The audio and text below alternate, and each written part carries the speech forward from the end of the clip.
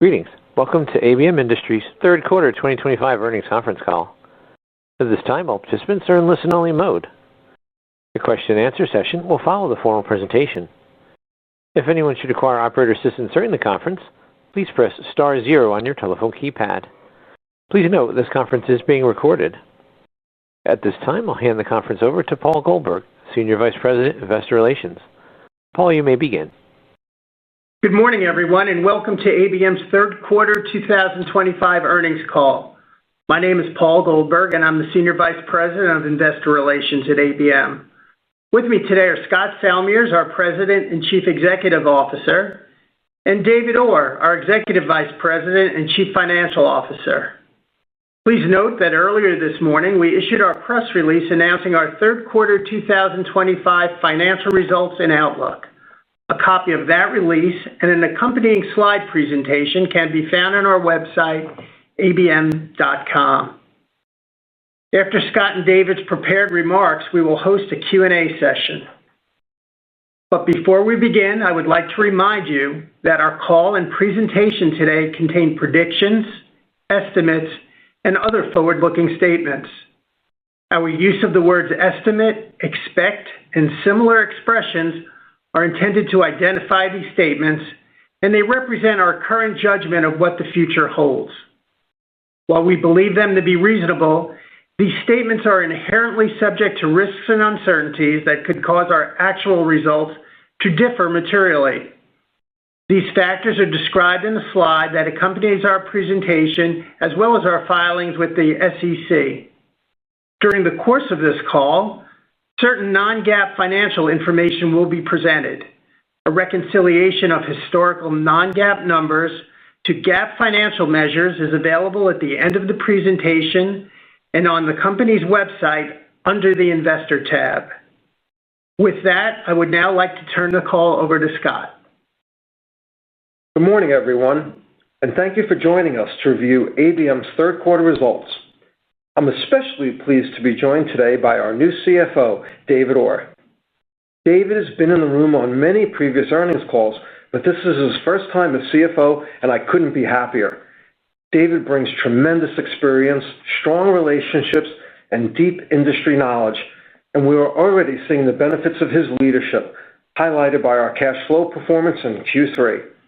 On behalf of the entire team, I'd like to welcome him publicly and wish him great success. Our quarterly performance demonstrated solid momentum in many areas. We delivered 5% organic revenue growth, generated strong free cash flow, and continued to win new business despite an uncertain macro environment. Each of our segments once again contributed to organic growth, and we generated over $150 million in free cash flow, driven by disciplined cash collection, resulting in a meaningful reduction in days sales outstanding. Bookings performance was another highlight. Through the first three quarters, we have secured over $1.5 billion in new business, a 15% increase year over year, positioning us well for revenue and earnings growth in the year ahead. This success reflects both favorable conditions in most of our markets and our deliberate strategy to strengthen our presence in core markets and build lasting partnerships through thoughtful pricing decisions. We have robust pipelines across technical solutions, manufacturing and distribution, and business and industry, particularly in several attractive geographic markets. At the same time, certain commercial office markets, especially in select West Coast, Midwest, and Mid-Atlantic metro areas, are slower to recover.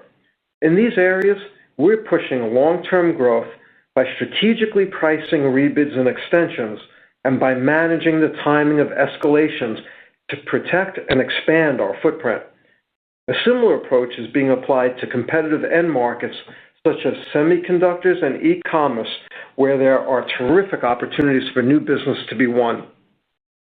While these choices did pressure margins and adjusted EPS, we were able to win multi-year contracts and extensions and protect long-term clients, which will support stronger and more sustainable growth over time.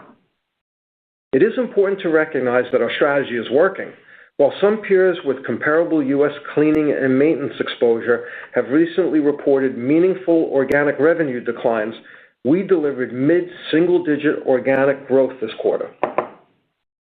We're also acting decisively to address the near-term margin impact of our choices.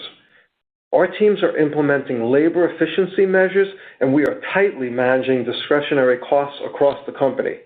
In addition, we've launched a company-wide restructuring program, which is already well underway. This program is designed to better align our cost structure and operating model with our growth priorities. When fully implemented by year-end, this program is expected to generate at least $35 million in annual run rate savings. Our actions to boost growth and improve margins, combined with our highly cash-generative business model, reinforce our confidence in ABM's long-term growth trajectory.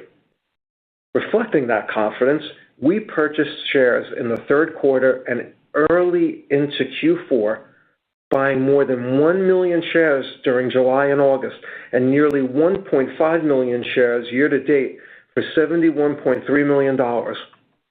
I'm also pleased to report that our board increased our share repurchase authorization by $150 million after the quarter closed, giving us added flexibility in capital allocation going forward. We also continue to invest for the long term, with AI being an important part of that journey.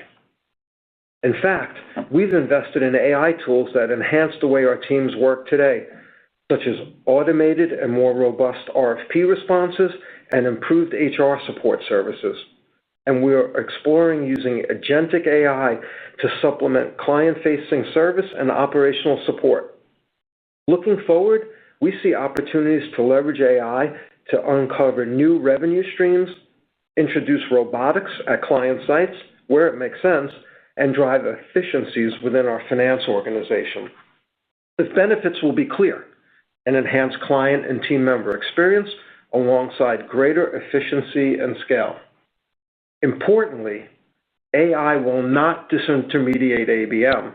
Our core business, whether cleaning, maintenance, or engineering, is fundamentally people-led, delivered in highly unique and dynamic environments that do not lend themselves to full automation.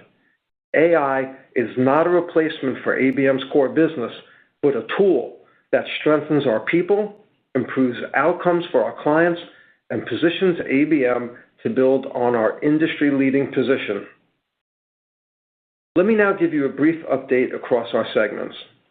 In B&I, we're seeing the prime office market continue to get healthier overall, as evidenced by our return to organic growth in the last 2 quarters. CBRE's mid-year outlook shows prime vacancy trending down from about 4.5% today to closer to 13.6% by year-end. What's driving that is a real flight to quality. Tenants want the best buildings, and new supply in that segment is limited. That plays right into our sweet spot in Class A urban properties. Now, it's not the same story everywhere. Some regions, particularly parts of the West Coast, Midwest, and Mid-Atlantic, are still under pressure, with softer leasing and higher vacancy than the national average. The recovery is happening in these markets, but at a slower pace.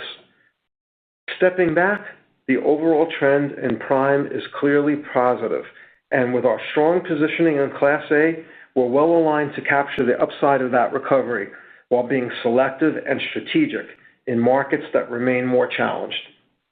With regard to M&D, we see momentum driven by 3 key forces: technology investments spurred by AI, e-commerce growth, and the reshoring of manufacturing.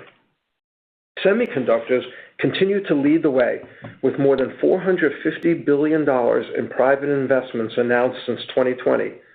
E-commerce remains another steady tailwind, with U.S. online retail sales rising 5.3% year-over-year in Q2 of 2025 to over $300 billion. At the same time, the reshoring of U.S. manufacturing is accelerating, much of it concentrated in pharmaceuticals and automotive production. These are highly attractive markets where we have the clear right to win and where many service providers are eager to participate. ABM's ability to integrate services, scale quickly, and execute complex solutions positions us to capture these opportunities. Just as importantly, our model enables us to enhance margins over time, turning wins in demanding high-growth sectors into durable and profitable growth. The aviation market continues to experience strength in passenger demand. TSA data shows daily checkpoint screenings routinely averaging above 2.8 million in July and August, up incrementally from 2024, underscoring healthy demand dynamics in domestic air travel. Airports themselves are also in a period of heavy reinvestment. Projects such as the new global concourse at O'Hare, along with the FAA's multi-year program to modernize terminals and airport infrastructure, represent a sustained pipeline of opportunities for us. Against this backdrop, ABM's technology solution, ABM Connect for Airports, supported by our project delivery engine that enables us to quickly scale new jobs, is a clear differentiator.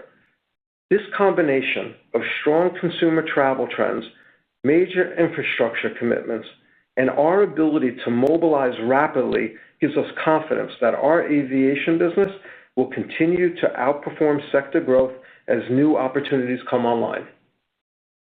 In education, our business continues to benefit from the overall resilience of both higher education and K-12 markets, sectors that are typically move steadily even when the broader economy is less predictable. The latest Gordian 2025 State of the Facilities report shows that institutions are focusing more on modernizing and maintaining existing campuses rather than adding new space. In short, the education market remains fundamentally solid, and our team has done a great job executing in this environment.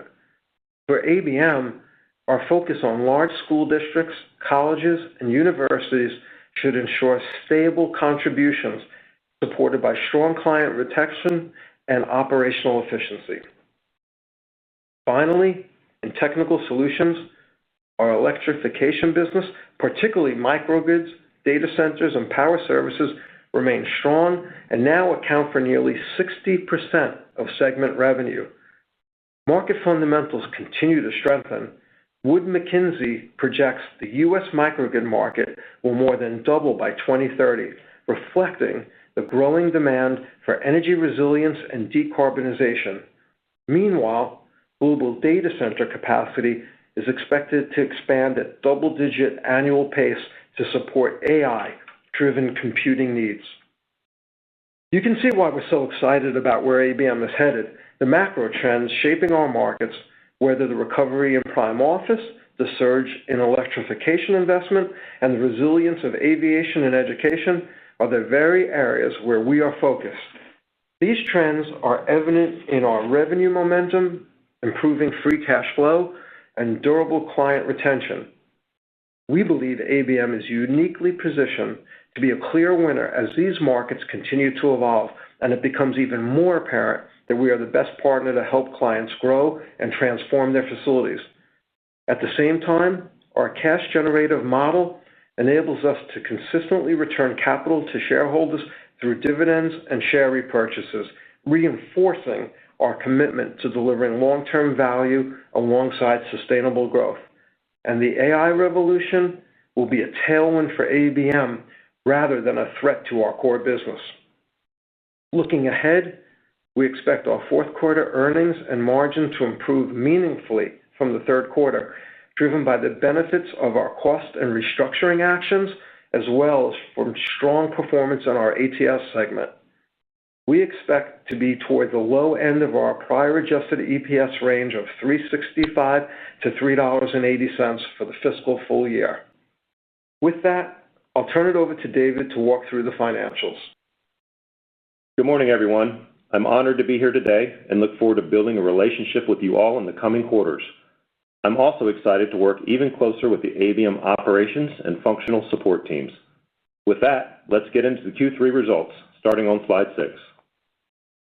Revenue grew 6.2% year over year to $2.2 billion, driven by 5% organic revenue growth and a 1.2% contribution from our recent acquisitions.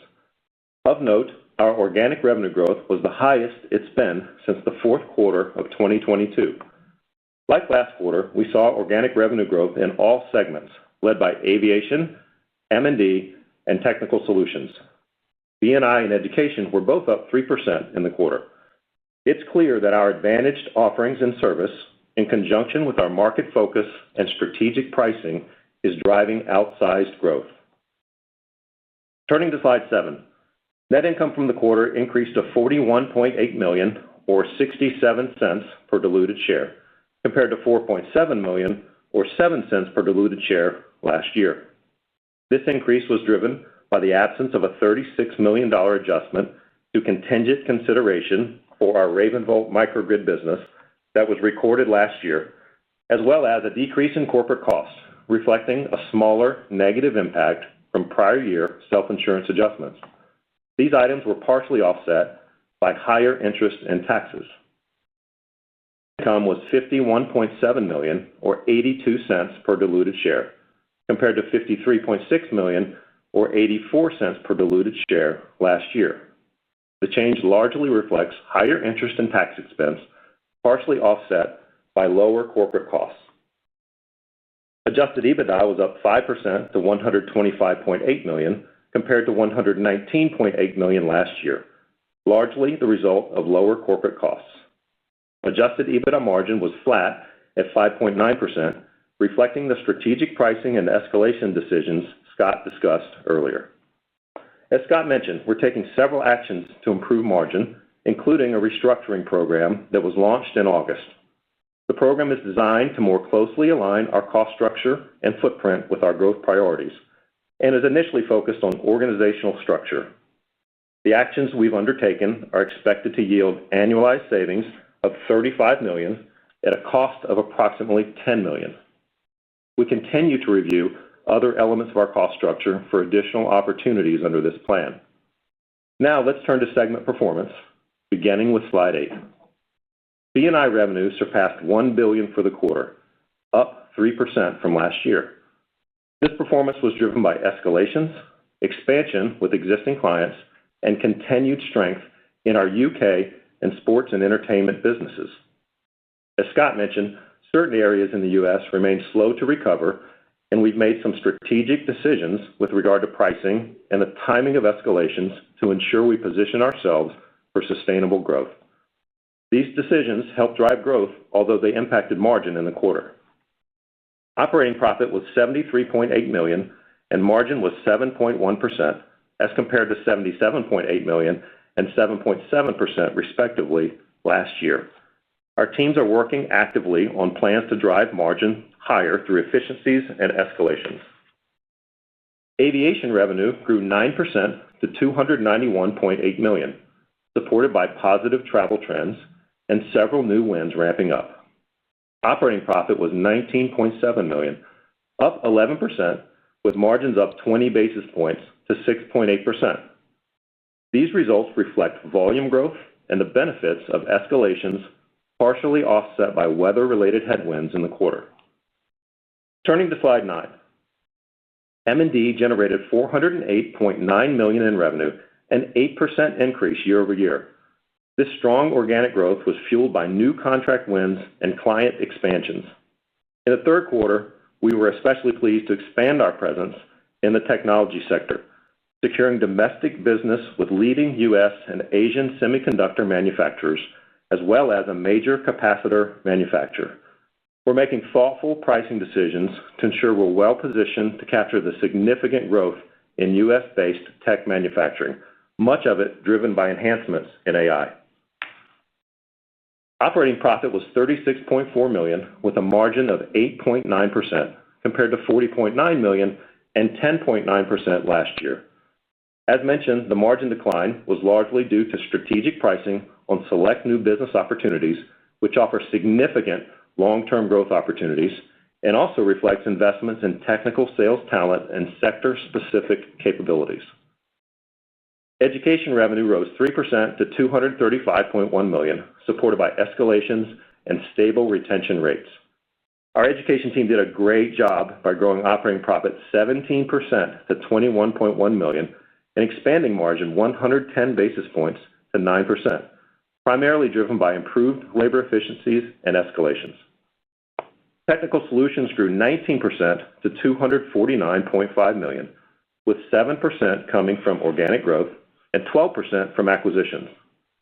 This strong growth was once again driven by robust demand for microgrids and data center and power services, which now make up about 60% of segment revenue. Operating profit rose 9% to $19.4 million on higher volume, and margin was 7.8% compared to 8.5% last year. The margin performance primarily reflects business mix and higher amortization costs. Our microgrid business performed very well in the quarter. We expect margins to improve in the fourth quarter on healthier mix and higher volume. Now turning to slide 10. We ended the third quarter with total indebtedness of $1.6 billion, including $29.7 million in standby letters of credit. Our total debt to pro forma adjusted EBITDA ratio was 2.8 times. Available liquidity stood at $691 million, including $69.3 million in cash and cash equivalents.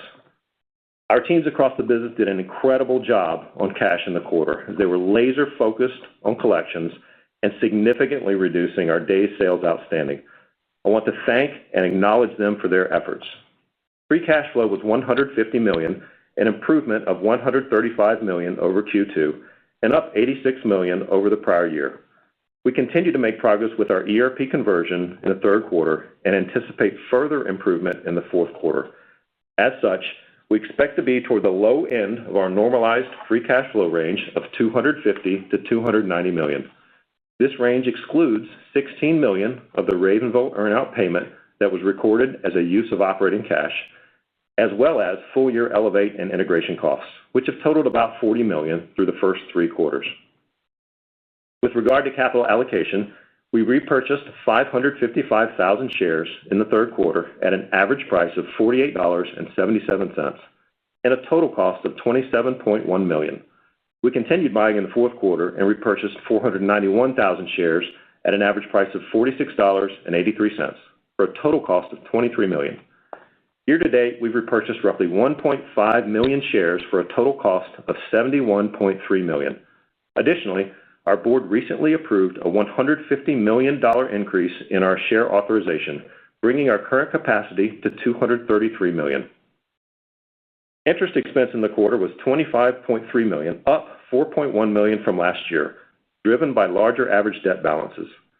This result was higher than our expectations as cash collections in the quarter were back-end loaded. Turning to our outlook on slide 11, given our higher interest expense and the impact of our strategic pricing and escalation decisions, we now expect full-year adjusted EPS and adjusted EBITDA margin to be toward the lower end of our prior guidance.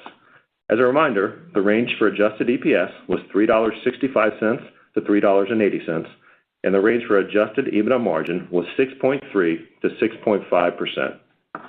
We expect fourth quarter interest expense to be around $25 million, and we continue to expect a normalized tax rate before discrete items of 29-30%.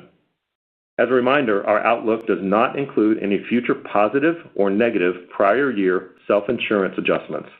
Going forward, we'll highlight any material impacts resulting from the inclusion of prior year self-insurance adjustments in our non-GAAP results. With that, I'll hand it back to Scott for closing remarks. Thanks, David. Before we wrap up, I want to thank the entire ABM team for their continued focus and execution in what remains a dynamic and evolving market. This quarter, our teams did an outstanding job not only winning new business, but also retaining and expanding client relationships, an accomplishment that, together with our strong free cash flow, demonstrates the resilience of our core business and the value we provide. I also want to acknowledge the adaptability of our teams as we modernize how we work. From implementing new systems to embracing AI tools and new ways of doing business, our people are learning and leaning into change with creativity and determination. These efforts are also enhancing how we serve clients, improving efficiency, and positioning ABM for long-term success.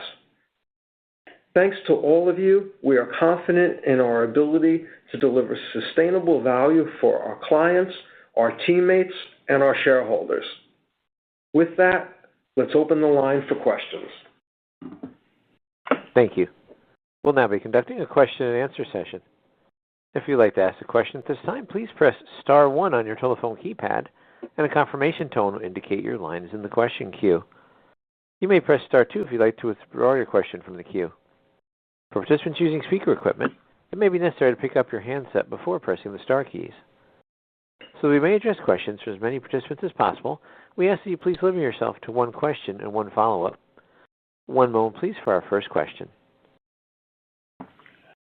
Our first question comes from the line of Tim Mulrooney with William Blair. Please proceed with your questions. Hi, good morning. This is Luke McFadden on for Tim Mulrooney. Thanks for taking our questions today. Maybe one to start here just on the M&D business. Growth in that business was quite a bit stronger than what we were modeling. And I know you've had some headwinds in this segment over the last couple of quarters with respect to that larger customer rebalance. So is this growth acceleration primarily a function of kind of lapping some of those headwinds, or really more tied to the underlying momentum you're seeing in the business at this point? Yeah, I think, look, we're really enthusiastic about our manufacturing and distribution segment, especially the end markets we're focusing on with semiconductor and pharma. So I think it's a combination of lapping generally when you look year over year, but for us, it's just about attacking strong end markets and the investments we've made in salespeople.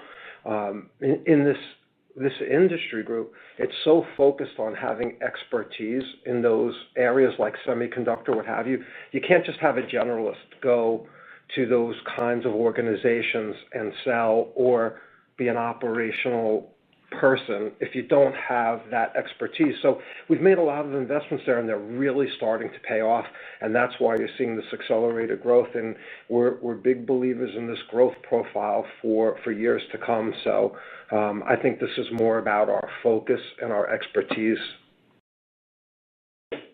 Understood. Makes sense. And thinking about free cash flow here in the fourth quarter, we just wanted to make sure we're doing our math right. So inclusive of the full year elevation and integration costs, we're getting to about $170 million in implied free cash flow for the fourth quarter. Is that the right ballpark, or are we doing something wrong there? Yeah, I think, let me give some color on that. So as you recall, our original normalized cash flow guide for the year was $250 to $290 million. That includes roughly excludes roughly $70 million of one-time items related to Elevate initiatives and the portion of the Ravenvolt earn-out payment that is treated as operating cash flow. So if you kind of back that down, free cash flow of $180 to $220 million. We're at $42 million free cash flow year to date. So that would imply we need to do about $140 million in the fourth quarter to achieve the range. And again, perspective, we did $150 million in Q3. So that's what gives us the confidence on the Q4 number and the range. Yeah, and what I would add to that, our organization is so acutely focused on cash collections at its core, and I'm just so proud of the team and what we've done. We told you guys that we were going to come back and get to this level, and we're just really happy with what we've done and have every bit of confidence we're going to keep on this momentum. Understood. Thanks so much for the color today. I'll pass it along. Thanks. The next questions are from the line of Jasper Bibb with Truist Securities. Please proceed with your questions. Hey, good morning, guys. Wanted to follow up on the margin headwinds. I guess to clarify, would you categorize the margin pressures as incremental growth investments, or is there anything else driving this? Because the BNI and M&D growth has actually been really good, so it doesn't seem really like a operating leverage challenge, I guess. Yeah, so it's been a combination of both, right? When I think about BNI, I think about it more about protecting our footprint, protecting our client base, because where we had the pressures were in 2 or 3 geographic areas that I mentioned in the prepared remarks. So whereas M&D was more about opportunistically expanding on going after new business and maybe lowering our threshold. And maybe I'll give you guys a couple of examples, see if this makes sense. So in the Northeast, we had a large multi-building commercial office client that was under pressure. And they came to us and they talked to us about the fact that they're looking to trim operating costs across all of their areas and said they may even have to rebid. And we got in the middle of it because of our relationship and said, look, you don't have to rebid. Let's figure out how we can accomplish what you want to accomplish. We'll look at scope reduction. We could look at timing of escalations. And it was actually incredible because we came away with this with a margin profile that was still acceptable to us, not as ideal as it was before that negotiation, but still acceptable for us. And we got a long-term extension. And from our view, we really ingrained ourselves with that client because now they think of us as a strategic partner, not just a vendor. And then we had another example in the West Coast where we had a large client in a pressured area of downtown LA, and that we had 1 year to go on the contract. And this is one where we proactively went to them because we didn't want them to bid it out or even start thinking about it. And we worked through, again, the same kind of iterations with them. Can we adjust scope? Can we take a person out of the lobby during the day? Can we think about the window cleaning cycles? Like, we really got into it with them, and we ended up forging a longer-term contract and the same thing, walking away with a client that now thinks of us as a strategic partner. And in both those cases, we protected our footprint. And these were both marquee clients and long-term clients. So that for us, we look at this as a really positive result. And you guys know that have been following us for years, we always rework the margin back up. And, I think even if it's a little painful right now, we'll talk about this a year from now, and we're going to be really excited about where we are from a margin perspective. And then, the other example I want to give you is manufacturing and distribution. We are going after certain sub-markets like semiconductor and pharma, and we had a new opportunity with a client that was tangential to semiconductor. It wasn't exactly semiconductor, but was part of the semiconductor supply chain. And we wanted this client. We wanted to get into this vertical. And you know what? When we bid this contract, we went approximately 100 basis points below what we would normally do as kind of our minimum for bidding new business because we wanted this strategically. We did that. We secured the new business, and we're already seeing some growth from that client, from that bid. So, these are decisions that, again, they impact us in the short term, and we also know that, you don't solve these problems in a quarter, so we'll have some effect as we go forward. But, I guess the thing that I'd want to mention here is we're not sitting on our hands when this stuff happens, right? And you heard in the prepared remarks, right, we're looking at discretionary costs. We're going back and re-looking at labor efficiencies across our entire platform to make up for this. And, to David's credit, initiated a firm-wide restructuring program where we took $35 million of cost out of the company, and that's largely underway. We'll be finished in the next month or so, where we'll have the full run rate by fiscal start of 2026. And really proud of the organization for coming together and do that. So, I just hopefully that gives you a little bit more color on kind of how these pricing decisions have impacted us, the examples of it, and kind of what we're doing as an organization in a very agile way to counteract those. No, that's helpful. And then you mentioned the cash flow outlook. You can maybe give us some more detail on your progress on collections. Any concerns about delinquencies, and maybe you could frame for us where you're at on billing cycles for new revenue versus what could be considered normal. Yeah, no problem. No material concerns on delinquencies. I think, as Scott said, there was just a tremendous focus in the quarter on collections overall. In fact, our DSOs were down 7% sequentially, Q2 to Q3, and so we were really proud of that because that was the target we were hoping to achieve. And then, as I said, in Q4, we look to carry that momentum in. I mean, there's a laser focus throughout the organization, and that goes down from the operators to our back office support functions and everywhere in between. So really proud of where we landed the core on cash flow. Feel good about it going into Q4. Thanks for taking the questions, guys. The next questions are from the line of Andy Whitman with Baird. Please proceed with your question. Yeah, great. Thanks for taking my questions. I guess I just wanted to kind of dig into the guidance in the quarter and all the implications here a little bit deeper. And I guess specifically, it's a big quarter-over-quarter EPS ramp, and can be historically some positive seasonality that helps 4Q over 3Q, but it looks particularly acute this year to achieve the low end of the guidance.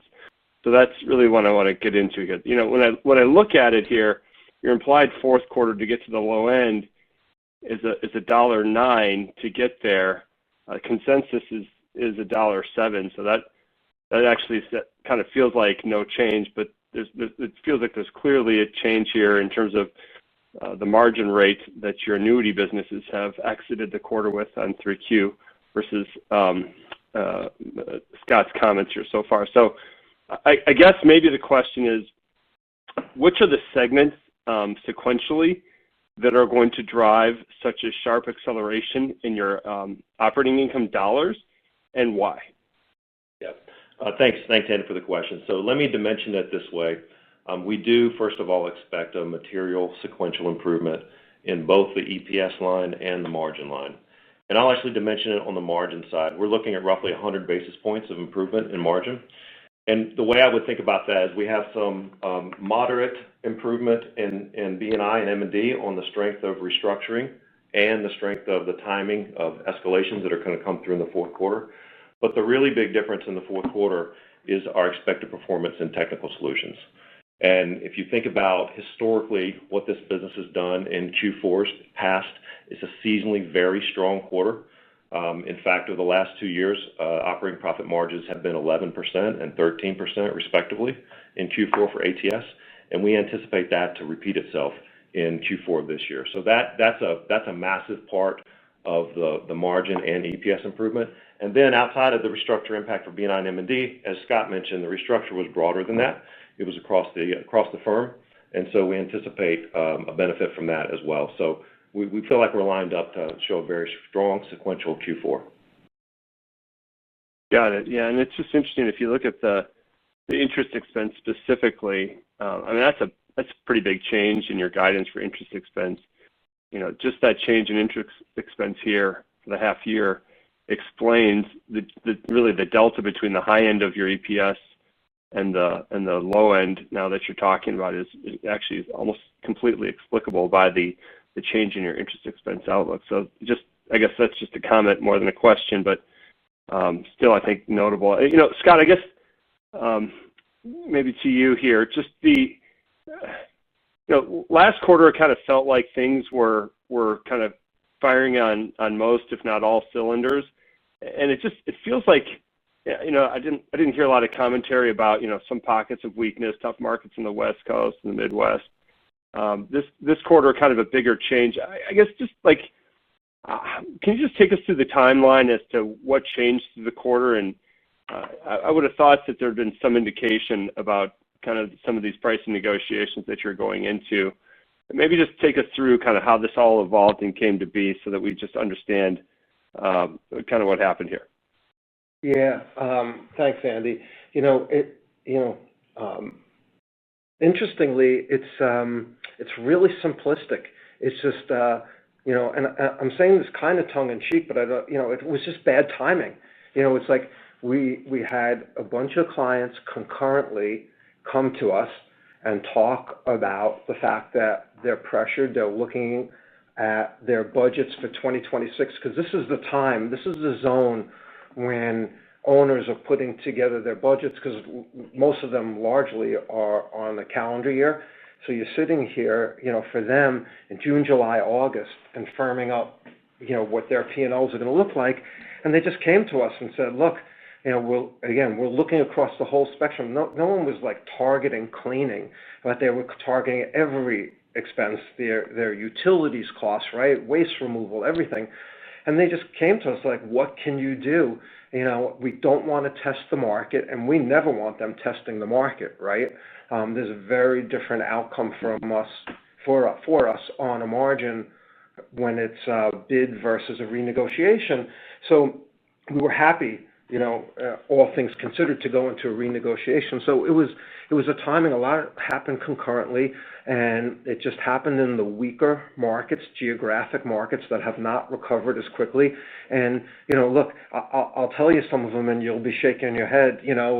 Portland, Seattle, downtown LA, parts of Minneapolis, DC has been under pressure. So there's been these different than maybe New York or Center City, Chicago, which are stronger. So it happened in those markets. It happened at the same time. But to give you some comfort, Andy, I could tell you, at least in the short term, we're already a month into Q4. We are not seeing this happen again.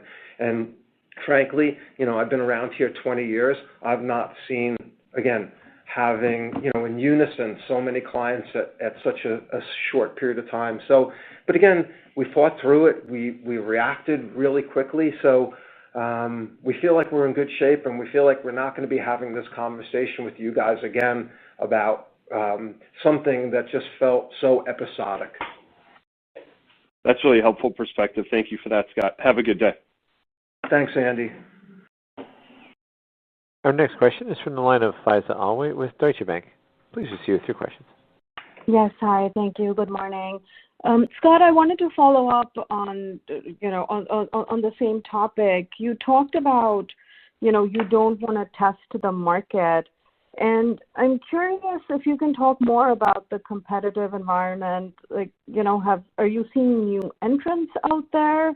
Because I would have thought, just given where we are in terms of the labor environment, there may be some, potentially, competitive advantages that you might have. So just talk a little bit more about that thought process. Sure, Faiza. So look, here's the way I think about it. There's not new entrants from a competitor standpoint.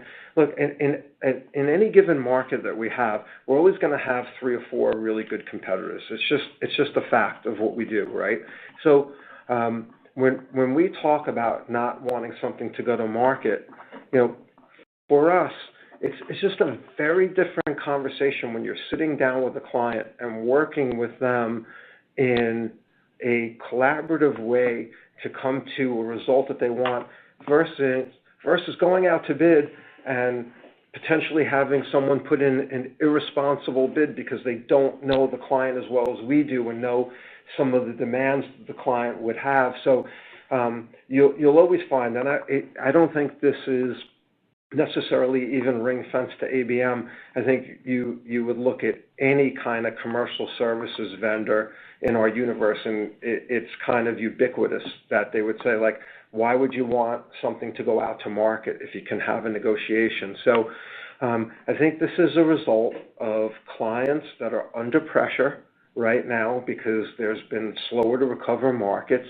And again, just to be clear, Pfizer, there is nothing in our mind that's structural that's going on here. This is a normal event for us throughout the year. We see clients come to us all the time on a regular basis, and every industry group, particular clients, become under pressure because it could be their own business model. It could be something that's happening particularly to their business. So this isn't the first time that we've had to sit down with a client and try to work through a result to have them save money.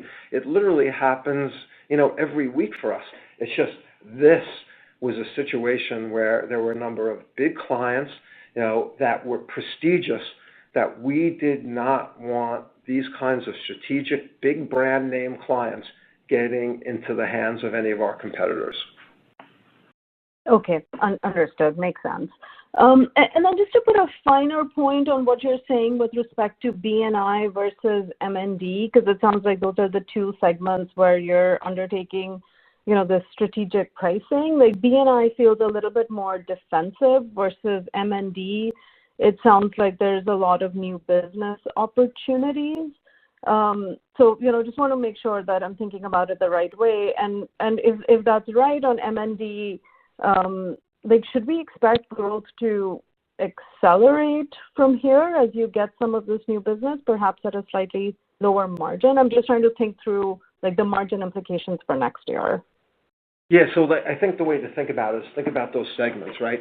B&I is primarily commercial office, and as you know, for the last few years, it's been under pressure. So it was absolutely, more defensive from that way because it was the clients responding, whereas M&D was more opportunistic. We wanted to get into a particular market. But then I think what I would ask you to do is also put this in context to the fact of, what I noted in my prepared remarks. Our bookings are up 15%. We brought in $1.5 billion in new business through the first 3 quarters of the year. So our momentum in terms of winning new business and bringing them on and the tailwinds into 2026 are really healthy. All right. Thank you so much. Thanks, Faiza. Our next question is from the line of Josh Chan with UBS. Please proceed with your questions. Hi, good morning, Scott, David, and Paul. I appreciate the color about the strategic pricing and escalation actions. But could you talk to the magnitude of the margin headwinds? Because I guess in any given quarter, only a very small portion of your business I would expect to be rebid or renegotiated at any time, right? So just to see those more episodic events have that big of a margin impact, could you talk to kind of how that, caused the magnitude of the margin headwinds?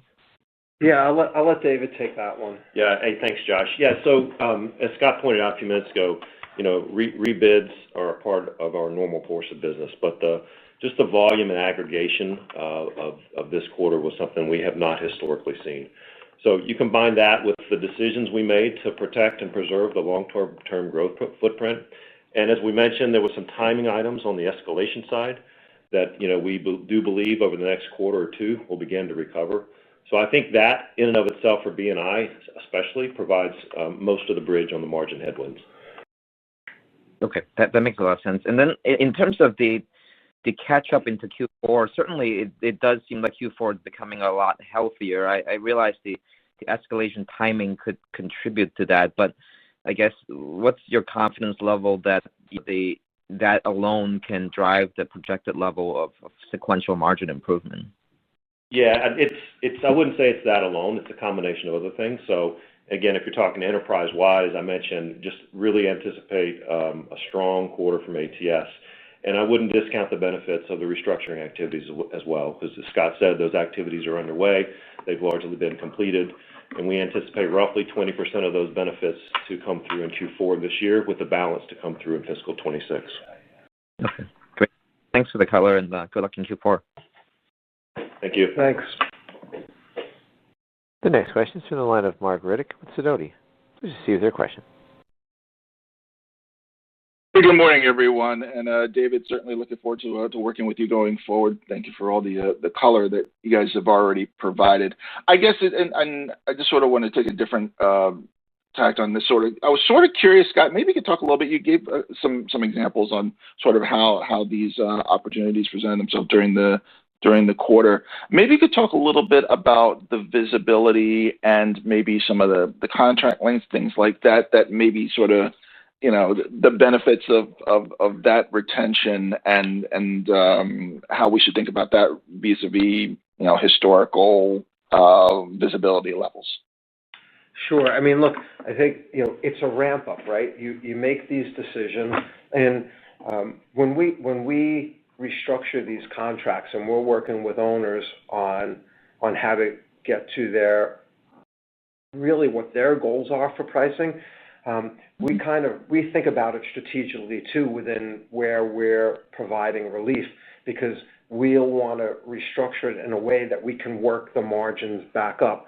And it's too much sausage making for this call, but the truth of the matter is our salespeople and our operators know how to provide savings and restructure the contracts and the contract language in ways that over the next 2 to 5 years, you see the margins come way back and sometimes even stronger than they were at the start. So, you know what, you're taking a little bit of a hit at the start to preserve the long-term relationship. But what's amazing about that is when you have a contract with a significant client, with a significant brand, and you're looking at an expiration date on that contract, and this could be a $25, $50, $75 million contract, and you're looking at an expiration date of a year from now, and you're like, oh my goodness, like what an amazing opportunity to give a little bit of margin back and end up with now a 4 or 5 year extension. You know, for us, it's a home run, because we know we're going to get back to that same margin place, but now we have a 5-year journey ahead of us and locking up a marquee client. Excellent. And that's kind of where I was going there. So, I mean, did you sense that there are other similar opportunities that you might be able to take in the near term, or do you get the sense that might be driven more so around the differentiation of regional performances that you were hinting at earlier? Thanks. Yeah, no, I think I may have mentioned this before, but like we do this all the time. So like, I have every expectation that in the month of September, there's going to be 4 or 5 exact similar, the examples I gave, 4 or 5 times that's going to happen in the month of September. Different than 30 of them happening in the month of September. And those are anecdotal. Those aren't real, numbers of what happened. But I think, you know what, Mark, that's probably the differential. Like you'll always see this stuff happening.